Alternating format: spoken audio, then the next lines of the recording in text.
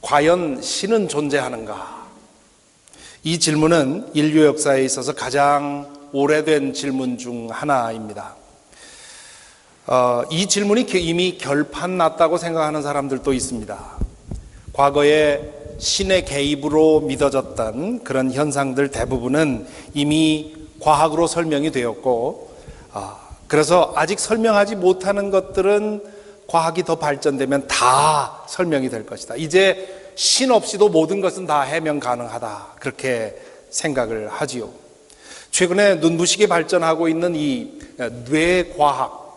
뇌과학 분야에서는 영적인 체험조차도 모두 외부에서 어떤 것이 와서가 아니라 브레인 내면에서 일어나는 변화라고 얘기를 합니다. 따라서 지금껏 종교에 사로잡혀 있는 사람들은 지구가 아직도 평평하다고 믿는 사람들처럼 그렇게 어리석은 사람들이라고 생각을 합니다. 만일 그것이 사실이라면 과학자들은 모두 대부분 무신론자여야 하겠죠. 하지만 현실은 그렇지 않습니다.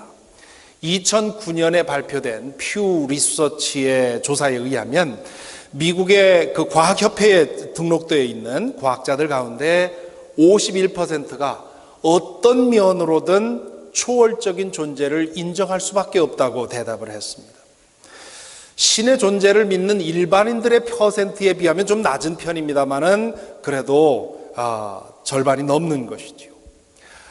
미국의 보건연구원 메릴랜드에 있는 NIH에서 원장으로서 인간 게놈 프로젝트를 책임졌던 프란시스 콜린스가 대표적인 인물입니다. 그는 신앙과 과학의 관계에 대해서 이렇게 말했습니다. 읽어드리겠습니다. 과학과 신앙이 진리를 밝히는 데 있어서 서로 기가 막힌 보완 관계에 있음을 나는 발견해 왔습니다. 성경의 하나님은 또한 게놈의 하나님입니다. 하나님은 예배당에서도 만날 수 있지만 실험실 안에서도 만날 수 있습니다. 하나님의 위대하고 경외스러운 피조 세계를 연구하는 과학은 실제로 예배의 일종이라 할 수 있습니다. 여러분은 어떻습니까? 신의 존재의 문제에 대한 여러분의 입장은 어떻습니까? 여러분 중에는 탐색 단계에 있는 분들도 계실 것입니다. 긴가민가 하지만 혹시나 싶어서 좀 더 알아보려고 이 자리에 나와 있는 분들 계실 것입니다. 잘하셨습니다. 목사로서 저는 그런 분들이 제일 중요합니다. 왜냐하면 그런 분들은 지금 영원에 이르는 그런 문지방에 서 있는 것이기 때문입니다. 부디 그 탐색을 통해서 온전한 믿음에 이르게 되기를 바랍니다. 이번 이 설교 시리즈는 바로 그분들 생각하면서 기도하면서 준비하고 있습니다. 혹은 확신은 없지만 신의 존재를 선택해서 믿는 분들도 계실 것입니다. 어떤 분이 제게 그런 말씀을 하신 것이 기억이 납니다. 제가 보기에 신이 존재할 가능성과 존재하지 않을 가능성이 반반으로 보입니다.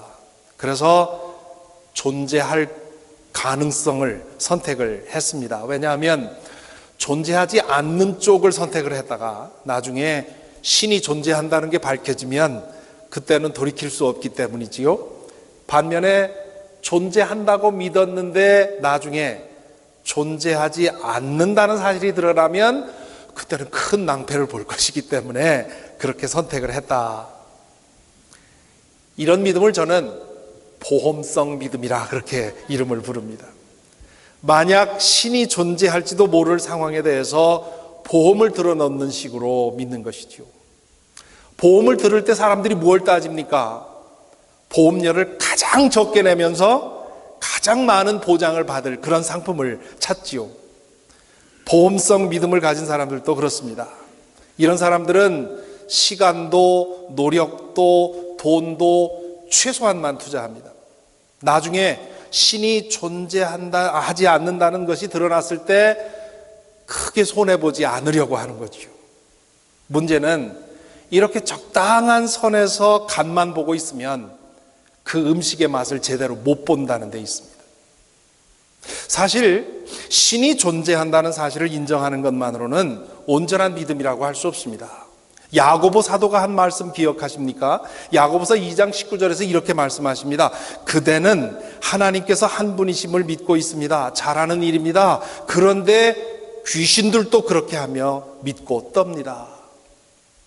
귀신들은 신의 존재를 인정합니다. 하지만 믿는다고 할 수는 없는 거지요. 신을 믿는다는 말은 신의 존재를 믿는 데서 한 걸음 더 나아가서 그 신을 의지하고 사랑하는 관계까지 나가야 믿는다고 할 수 있는 것이지요. 그 관계가 만들어져야 믿음이라고 할 수 있습니다.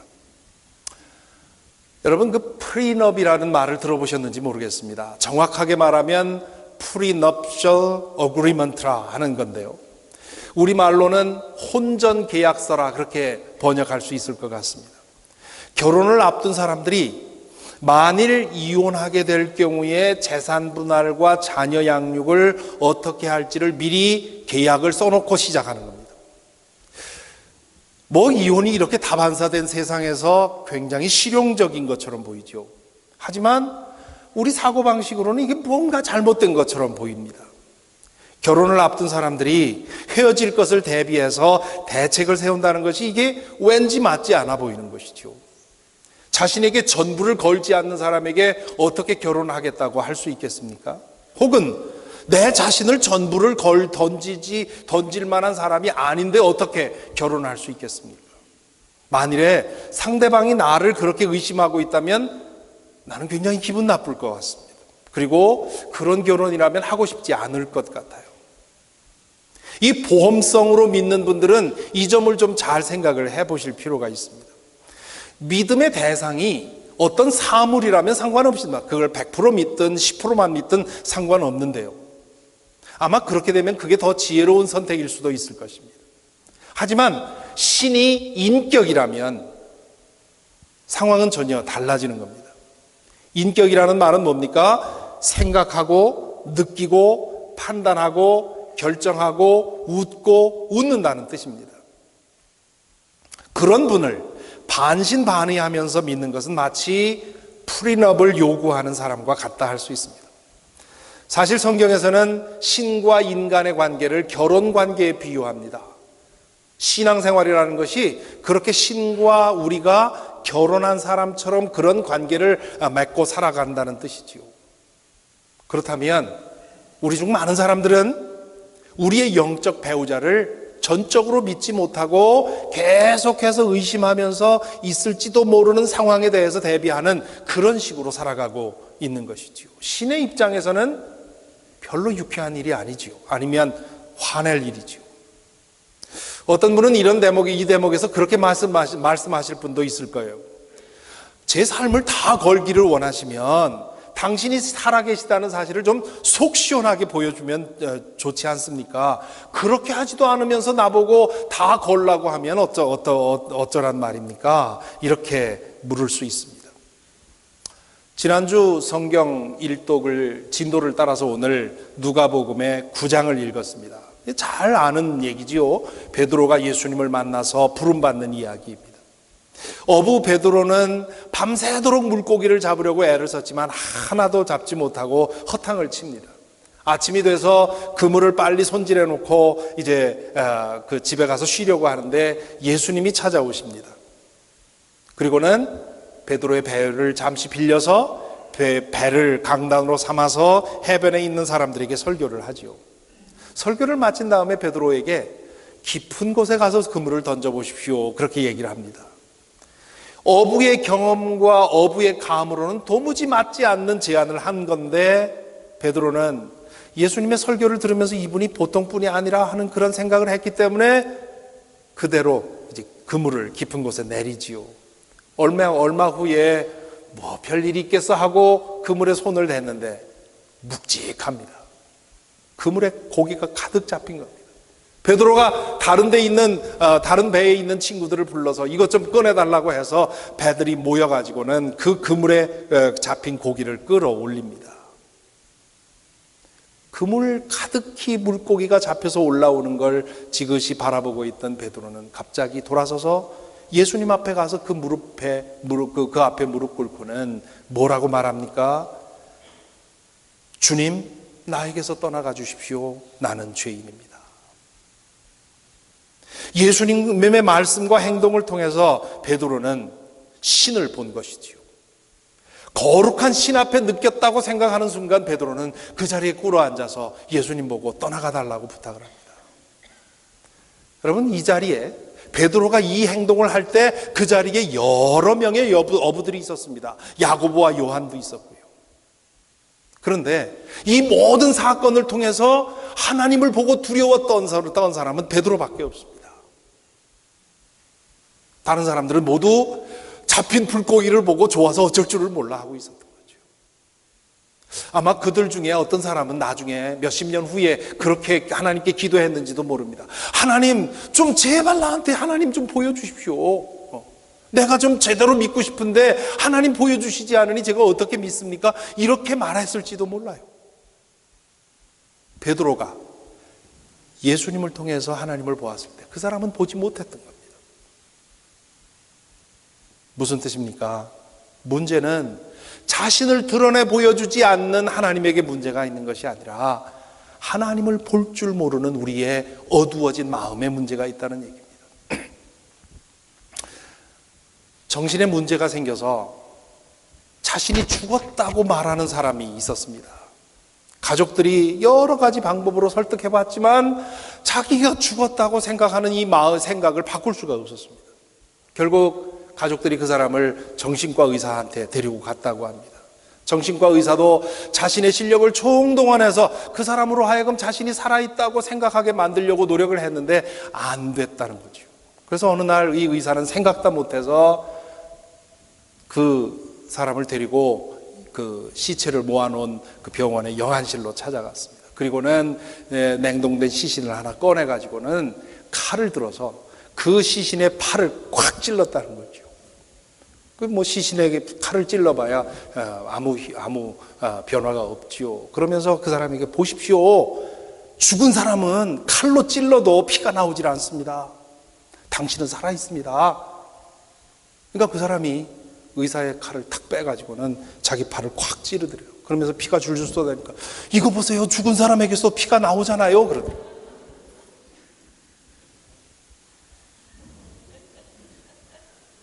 사람의 마음이라는 게 이렇다는 겁니다. 자기가 마음에 정한 것밖에는 보지 못하는 거죠. 또한 마음을 바꾼다는 게 이렇게 어려운 겁니다. 신은 당신이 존재한다는 사실을 충분히 보여주셨습니다. 적어도 예수 그리스도께서 아빠라고 부르셨던 그 신, 우리가 하나님이라고 부르는 그 신은 부정할 수 없는 방식으로 당신 자신을 보여주셨습니다. 문제는 나의 사고방식 안에 갇혀서 내가 보려고 하는 세계관에 갇혀서 내가 보려고 하는 것밖에는 보지 못하는 우리에게 문제가 있는 거죠. 예수님이 하나님 보는 것에 대해서 하신 중요한 말씀이 있습니다. 마태복음 5장 8절에 보면 이렇게 말씀하시죠. 마음이 깨끗한 사람은 복이 있다. 그들이 하나님을 볼 것이다. 하나님은 마음으로 볼 대상입니다. 하나님이 영이기 때문에 그렇습니다. 우리의 오감을 통해서 보고 듣고 맛보고 느낀 것을 마음으로 깨달을 때 비로소 하나님이 보이는 겁니다. 그런데 우리의 마음의 상태가 어지럽혀져 있거나 분산되어 있으면 볼 수가 없는 것이지요. 예수님이 여기서 말하는 마음이 깨끗하다 하는 말은 하나님에게 집중되어 있다는 말입니다. 하나님을 보려면 하나님에게 집중되어 있어야 합니다. 하나님께 제대로 집중 한번 해보지도 않고 하나님 없다, 하나님은 왜 안 보이느냐 이렇게 말하면 안 된다는 얘기지요. 하나님께 집중되어 있는 사람에게 하나님은 적어도 4가지 방법을 통해서 당신이 계시다고 하는 사실을 우리에게 증명해 주십니다. 첫째는 우리는 이 창조 세계를 통해서 하나님을 만납니다. 지금 이 그림을 보시지요. 지금 아주 추운 날이어서 제가 따뜻한 그림을 준비를 했습니다. 장렬하는 태양에서 아래서 씨를 뿌리는 그림입니다. 여러분, 이 그림에서 무엇을 보십니까? 뜨거운 태양도 보이고요. 무르익은 곡식도 보입니다. 일하는 농부도 보이고요. 또 저 뒤에 보면 파란색으로 집도 보이지요. 그런데 이 그림이 보여주는 가장 중요한 사람이 있습니다. 그건 바로 이 그림을 그린 반 고흐라고 하는 화가입니다. 그 화가의 모습은 이 그림에서 보이지 않습니다. 하지만 이 그림은 고흐가 있었다고 하는 사실에 대한 가장 강력한 증거이지요. 작가는 이 그림 한쪽에 빈센트라고 하는 작은 사인 하나 남겨놓고는 보이지 않습니다. 모든 작품이 그렇습니다. 작가는 그 작품 안에 또 나오질 않습니다. 하지만 작품을 제대로 보면 작가의 사인이 보이죠. 우리가 살고 있는 이 우주와 그 안에 있는 모든 생명체는 하나님의 작품입니다. 그것을 제대로 보는 사람에게는 하나님의 사인이 보여요. 막 그런 마음을 가진 사람은 하루에도 몇 번씩 하나님 감탄할 수밖에 없어요. 우리 몸의 기능을 보아도 그렇고요, 내 몸이 작동하는 것을 보아도 그렇고요, 작은 꽃잎에서도 그렇고요, 어마어마한 모습을 봐도 마찬가지예요. 하나님 어쩌면 이렇게 말할 수밖에 없는 겁니다.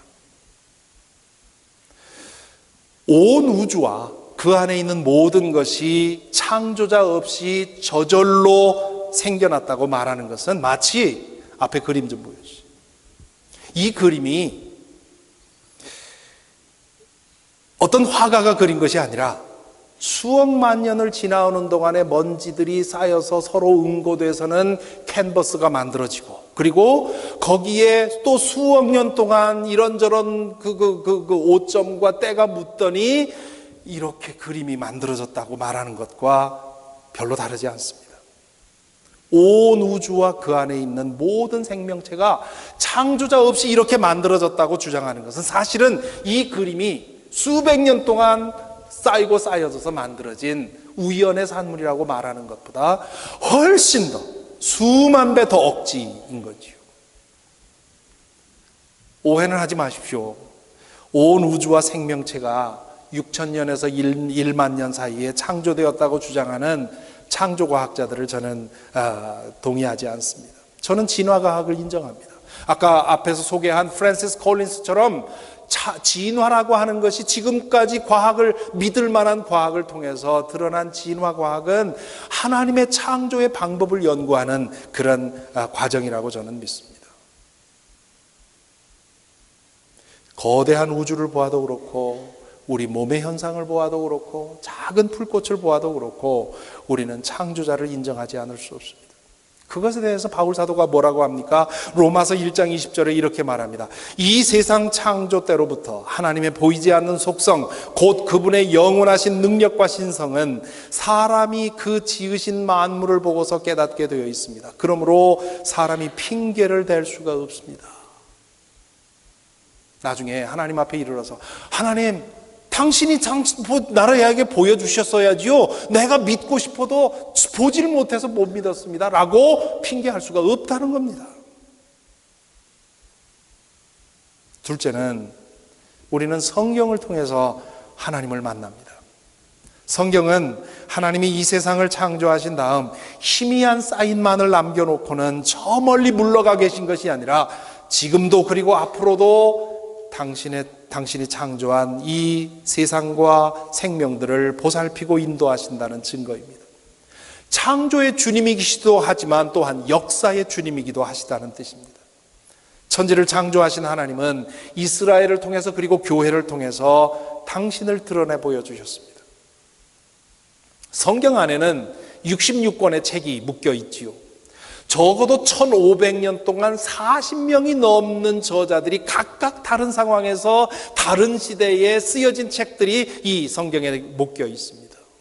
성경 일독을 지난해 해보신 분들은 알겠지만 이렇게 다양한 책들인데 그 안에 흐르는 메시지는 동일합니다. 그래서 성경의 실제 저자는 성령이라고 하는 것이죠. 성경을 계속해서 전체를 읽어보지 않으면 이 오묘한 신비를 알지 못합니다. 성경은 두 가지 방식으로 하나님이 존재한다는 사실을 우리에게 증거합니다. 첫째는 성경은 하나님께서 과거의 역사 속에서 구체적으로 활동하셨다는 증거이지요. 성경 안에 등장하는 사람들, 그리고 이 성경을 기록한 사람들은 정신이장자들도 아니었고 과대망상증 환자도 아니었고요, 사기꾼도 아니었습니다. 그들은 자신에게 일어난 일, 그리고 자신이 들은 얘기들을 진실한 마음으로 기록한 사람들입니다. 또한 성경은 하나님을 갈망하는 마음으로 읽는 사람들에게 그 말씀을 통해서 역사하심으로 당신이 살아계시다는 것을 드러내 보여주십니다. 말씀을 읽는 중에 말씀의 능력에 사로잡혀서 깨어진 이야기가 얼마나 많은지 모릅니다. 그래서 매일 말씀을 읽고 묵상하자는 것이지요. 매일 기도하는 마음으로 말씀을 읽고 묵상하다 보면 오래지 않은 시간에 그 말씀을 통해서 우리에게 다가오시는 주님을 만나게 됩니다. 셋째는 우리는 예수 그리스도를 통해서 하나님을 만납니다. 예수 그리스도는 임마누엘, 즉 우리와 함께 하시는 하나님, 혹은 우리에게 오신 하나님이십니다. 요한복음의 표현대로 하면 육신을 입고 우리 가운데 오신 하나님입니다. 하나님은 예수 그리스도를 통해서 당신의 성품과 능력과 위엄과 속성을 의심의 여지 없이 우리에게 드러내 보여주셨습니다. 한 번은 예수님의 제자 빌립이 예수님에게 그렇게 묻습니다. 주님, 우리에게 아버지 하나님을 보여주십시오. 그러면 참 좋겠습니다. 그렇게 요청을 합니다. 그래서 예수님이 뭐라고 대답합니까? 요한복음 14장에 보면 이렇게 대답합니다. 우리 같이 읽어볼까요? 빌립아, 내가 이렇게 오랫동안 너희와 함께 지냈는데도 너는 나를 알지 못하느냐? 나를 본 사람은 아버지를 보았다. 그런데 내가 어찌하여 우리에게 아버지를 보여주십시오 하고 말하느냐? 내가 아버지 안에 있고 아버지께서 내 안에 계시다는 것을 내가 믿지 않느냐? 나를 본 사람은 아버지를 보았다 그렇게 말하는데, 거기 본다 하는 말은요, 헬라어는 호라오라고 하는 말인데 마음으로 보다, 경험으로 깨닫다 그런 얘기입니다. 눈으로 본 것을 마음으로 깨닫는 것을 말합니다. 또한 알지 못하느냐 그렇게 말하는데, 이 알다 하는 말에 기노스코라는 말도 경험해서 아는 것을 말합니다. 빌립은 눈으로 보고 귀로 듣는 것을 전부로 생각을 했습니다. 보고 들은 것을 마음에 두고 새겨보았더라면 예수님이 하나님이신 것을 알았겠죠. 어떤 사람들은 그렇게 말합니다. 예수님 시대에 살았더라면 얼마나 좋았을까요? 그랬더라면 지금보다는 더 좋은 신자가 되었을 텐데요. 실은 예수님 당시에 예수님을 만났던 갈릴리 사람들보다 우리가 예수님을 믿는데 더 유리한 입장에 있다는 거 아시기 바랍니다. 왜냐하면 예수님이 어떤 말씀을 하셨고 어떤 행동을 하셨는지를 알 뿐만 아니라 우리는 그분이 왜 돌아가셨는지, 사흘 만에 죽은 자들 가운데서 살아나신 것, 그리고 지금 하나님의 보좌 우편에 앉아 계신 것까지 우리는 다 알기 때문입니다. 그 모든 것을 마음에 두고 곰곰이 생각해 보면 예수님이 과연 우리에게 오신 하나님이라는 사실을 인정할 수밖에 없습니다. 그래서 예수께서 빌립에게 이렇게 말씀하시지요. 내가 아버지 안에 있고 아버지께서 내 안에 계시다는 것을 믿어라. 믿지 못하겠거든 내가 하는 그 일들을 보아서라도 믿어라. 이 피조 세계에 희미한 사인을 하나 남겨놓으신 하나님은 이스라엘 역사를 통해서 좀 더 분명하게 당신을 보여주셨고요. 그리고 예수님을 통해서 부인할 수 없이 당신을 분명하게 보여주셨습니다. 지난주 설교에서 말한 나빌 쿠레시, 그가 아주 철저하고도 독실한 무슬림으로부터 어떻게 그 신앙을 떠나서 예수님에게 돌아왔습니까? 예수에게 일어난 일들을 논리적으로 분석하고 연구해 보니까 부정할 수가 없더라는 말이죠. 이분이 우리에게 오신 하나님이라는 사실을 그가 부정할 수 없었기에 그는 모든 것을 희생하고 예수님을 택했던 것입니다. 이 말을 뒤집어 말하면 예수를 진실로 믿는 사람이라면 하나님에 대해서 의심할 수가 없습니다. 예수를 믿는다고 하면서도 여전히 하나님의 존재를 확실하게 믿지 못하는 사람은 예수님을 제대로 믿는 게 아니라고 볼 수 있죠. 예수님이 어떤 분인지 진지하게 연구하고 묵상하고 씨름해 보지 않은 것입니다. 4개의 복음서 중에 어느 하나만이라도 붙들고 진지하게 읽으면서 무릎으로 읽고 그분을 추구한다면 결국은 그분 앞에 무릎을 꿇을 것입니다. 네 번째로 우리는 우리의 삶 속에서 하나님을 만납니다. 하나님은 태초부터 영원히 당신이 지으신 자녀들과 함께 계십니다. 그렇기 때문에 우리는 일상생활 속에서 하나님을 만납니다. 지난 한 해 동안도 우리 모두는 하나님을 만나며 살아왔습니다. 여러분 중에는 제가 언제 하나님을 만났다고 그러십니까? 묻고 싶은 분이 계실지 모르겠습니다. 그렇게 생각하는 분들에게 저는 반문하고 싶어요. 그러면 여러분이 지금껏 살아온 것이 여러분 자신의 능력과 힘으로 된 것이라고 생각하십니까? 혹은 그냥 운이 좋았을 뿐이라고 말씀하시겠습니까? 정말 그렇게 믿는다면 앞에서 말한 분처럼 제게 그분마 생각을 돌이킬 능력이 제게는 없습니다. 하지만 그렇지 않다는 사실만은 제가 증언하고 싶어요. 여러분들 중에 어떤 분들은 부인할 수 없는 방식으로 하나님의 손길을 작년에 경험하고 사셨습니다. 육신의 질병에서 노인받은 분도 있고요. 생각지도 않은 길이 열리는 경험을 하신 분도 있고요. 삶이 온통 뒤죽박죽이었는데 그래서 헤어날 길이 보이지 않았는데 신비로운 손길로 출구가 마련되는 것을 보신 분도 있고요. 기도 중에 혹은 묵상 중에 하나님의 음성을 듣고 하나님이 나와 함께 계시다는 경험을 하신 분도 계십니다. 여러분이 경험한 그 보이지 않는 손이 천지를 창조하시고 이스라엘을 선택하셨고 예수 그리스도를 통해서 자신을 보여주신 바로 그 하나님이신 것을 아시기를 바랍니다. 하지만 꼭 그런 일이 있어야만 하나님을 만났다고 생각하지는 마십시오. 특별한 경험이 없었다 해도요, 하나님은 우리를 매일 인도하고 계십니다. 우리에게 불행한 일이 일어날 때도 하나님은 우리와 함께 계십니다. 신앙생활을 해보면 참으로 놀라운 것은요, 고난과 환난 중에 하나님을 만날 확률이 훨씬 높다는 것입니다. 여러분 주변에 하나님을 체험하고 삶이 변화한 분들 얘기를 들어보십시오. 다 언제 만났느냐? 인생의 깊은 골짜기에서 만났습니다. 오늘 아침에도 한국의 어느 아주 훌륭한 교수님의 회심 이야기를 들었는데요. 그분이 한국이 자랑할 만, 세계에 자랑할 만한 그런 역사학자라고 하는데 그분이 깨어진 이야기를 읽어보니까 그 인생의 가장 어려웠던 위기에 그때 무너지고 하나님을 만났다는 것이죠.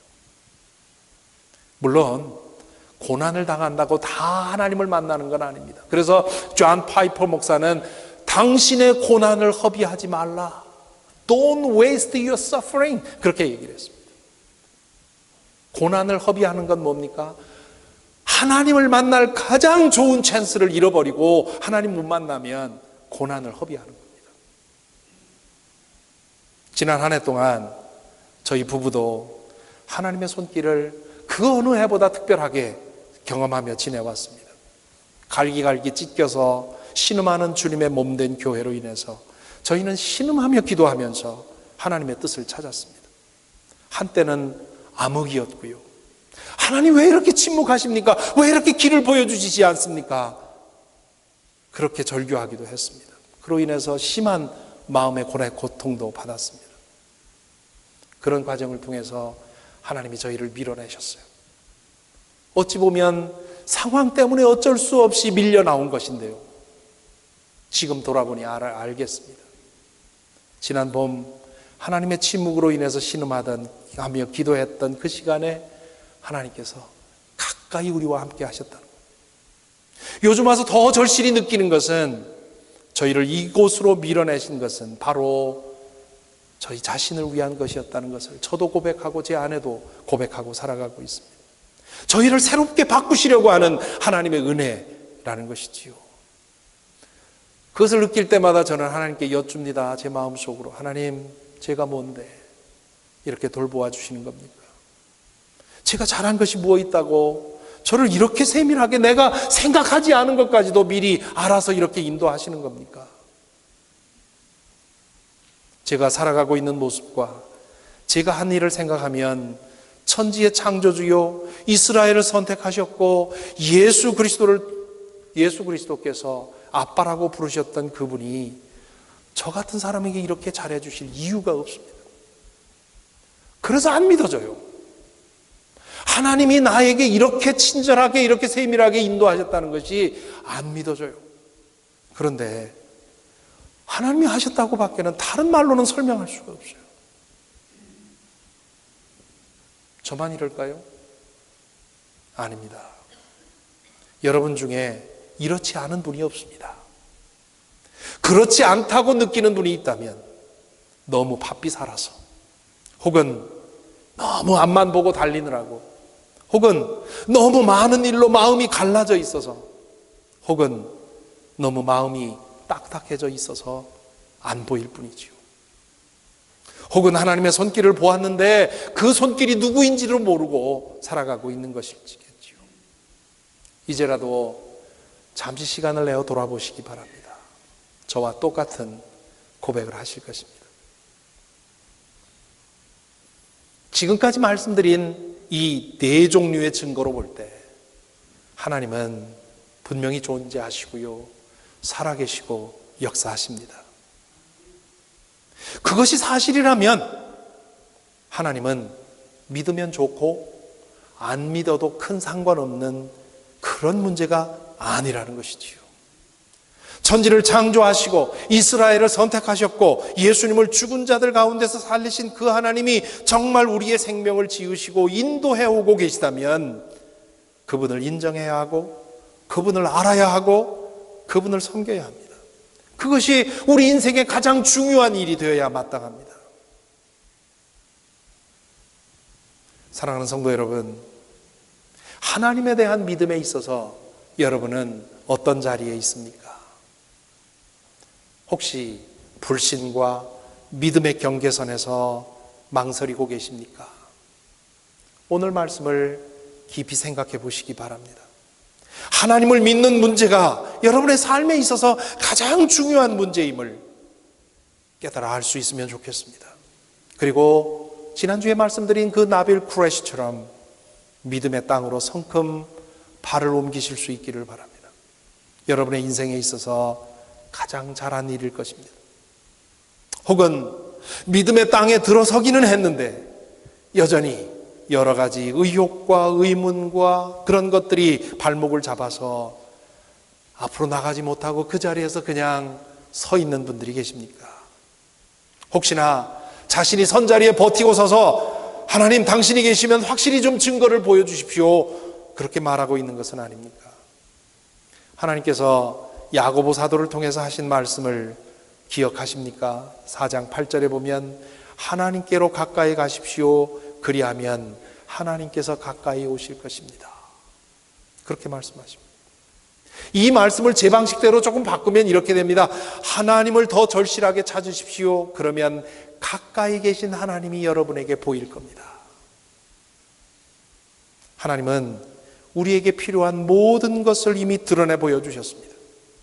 그 보물을 찾아내는 것은 우리가 할 일입니다. 절실하게 그리고 간절하게 그분을 찾으면 숨겨져 있던 하나님의 임재가 드러납니다. 그러므로 더 이상 믿음을 보험 상품 취급하지 마십시오.